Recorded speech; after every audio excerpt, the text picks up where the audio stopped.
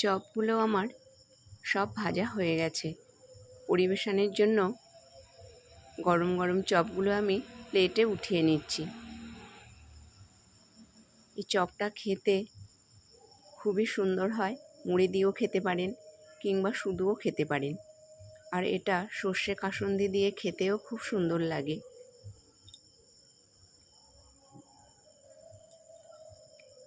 এবার আমি দেখিয়ে দিচ্ছি একটা চপ ভেঙে ভিতরটা কীরকম হয়েছে। দেখুন ভিতরটাও সুন্দর হয়েছে। এবার দেখে নিন চপের জন্মকাহিনী, অর্থাৎ আমি কিভাবে বানালাম। নমস্কার বন্ধুরা, জালতি নিয়ে চলে এসেছি আম পাড়তে। হ্যাঁ বন্ধুরা, ঠিকই ধরেছেন। আজ আমি আপনাদের সঙ্গে শেয়ার করব কাঁচা আমের চপের রেসিপি। এর জন্য আমার একটা আমই যথেষ্ট। এখান থেকে একটা আম পেড়ে নিলাম। দেখুন কাঁচা আম জালতিবন্দি হয়ে গেছে। এটা থেকে এখনো আঠা ঝরছে। দেখুন চপ বানানোর জন্য আমার একটা আমই যথেষ্ট। এবার চলে যাই রান্নাঘরে। চলে এসেছি রান্নাঘরে। এর আমের খোসাটা প্রথমে আমি ছাড়িয়ে নেব। আমের খোসা ছাড়িয়ে নিয়েছি। আর এখানে নিয়ে নিয়েছি দুটো বড় সাইজের সিদ্ধ আলু। প্রথমে আমি এই ছোট গ্রেটার দিয়ে আমটা গ্রেট করে নেব। আমটা গ্রেট করা হয়ে গেলে একই রকমভাবে আমি আলুর খোসাগুলো ছাড়িয়ে আলুটাও গ্রেট করে নেব। এইভাবে আলুর খোসাগুলো সব ছাড়িয়ে নেব।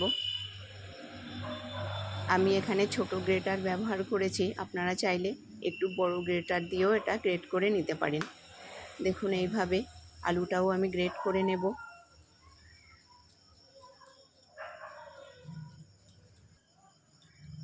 সব আলু আর আমটা গ্রেট করা হয়ে গেছে। এবার রেসিপিটা বানাবো। প্রথমে গ্যাস অন করে বসিয়ে দিয়েছি কড়া, আর দিয়ে দিয়েছি দুটো শুকনো লঙ্কা। লঙ্কাটা একটু ভাজা হয়ে গেলে এর মধ্যে দিয়ে দিচ্ছি 1 চামচ গোটা ধনে। এই ধনে আর লঙ্কাটা একটু ভেজে নিয়ে এর মধ্যে দিয়ে দেব 1 চামচ করে জিরে আর মৌরি। এই জিরে আর মৌরি দিয়ে আবারও কিছু সময় এটা ভেজে নেব, যত সময় এটা খুব সুন্দর গন্ধ আসে আর একটু রঙের পরিবর্তন হয়। এবার এটা আমি নামিয়ে গুঁড়ো করে নেব। এখানে বসিয়ে দিয়েছি আবারও কড়া, আর দিয়ে দিয়েছি বেশ কিছুটা পরিমাণ সর্ষের তেল। তেলটা একটু চারিদিকে ছড়িয়ে দিয়ে এর মধ্যে দিয়ে দিলাম একটা শুকনো লঙ্কা ফোড়ন আর 1/2 চামচ মতন 4 ফোড়ন।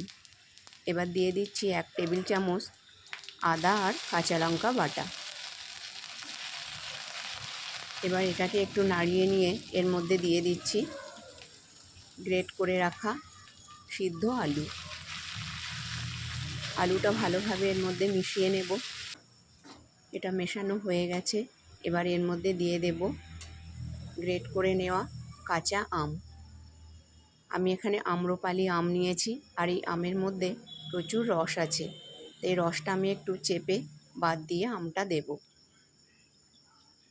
রসটা থাকলে রেসিপিটা বানাতে অসুবিধা হবে, সেই জন্য আমি রসটা একটু চেপে ফেলে দিয়ে পুরো আমটা আমি এর মধ্যে দিয়ে দেব। পুরো আমটা দিয়ে দিয়েছি। এবার এই আলু আর মশলার সঙ্গে আমটা আমি ভালোভাবে মিশিয়ে নেব। কিছু সময় হয়ে গেছে, এটা আমি মিশিয়ে নিয়েছি। এবার আমি এর মধ্যে দিয়ে দিচ্ছি পরিমাণ মতন লবণ, আর দিয়ে দেব পরিমাণ মতন হলুদ। এই লবণ আর হলুদটা একটু মিশিয়ে নিয়ে এর মধ্যে আমি দিয়ে দেব অল্প একটু চিনি। যেহেতু আমটা একটু টক আছে, তাই সামান্য একটু চিনি দিয়ে দেব।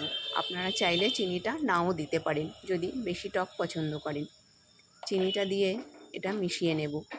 দেখুন বেশ কিছু সময় হয়ে গেছে, এটা আমি মিশিয়ে নিয়েছি, আর এটা অনেকটা শুকনো শুকনো হয়ে এসেছে। এবার আমি এর মধ্যে দিয়ে দেব ভেজে গুঁড়ো করে নেওয়া মশলা। অল্প একটু রেখে আর বাকি মশলাটা আমি এর মধ্যে সব দিয়ে দিচ্ছি। বাকি মশলাটা আমি পরে ব্যবহার করব। এবার এটা আমি ভালোভাবে মিশিয়ে নিয়েছি, আর এটা আমার হয়ে গেছে। দেখুন কড়া থেকে এটা ছেড়ে আসছে। এবার এটা আমি নামিয়ে ঠান্ডা করে নেব। এটা আমার সম্পূর্ণ তৈরি। এটা একটা থালাতে নামিয়ে নিয়েছি। এটা যত সময় না ঠান্ডা হচ্ছে তত সময় একটা ব্যাটার বানিয়ে নেব। এখানে নিয়ে নিয়েছি একটা বোল আর নিয়ে নিয়েছি 1 টেবিল চামচ আতপ চালের গুঁড়ো।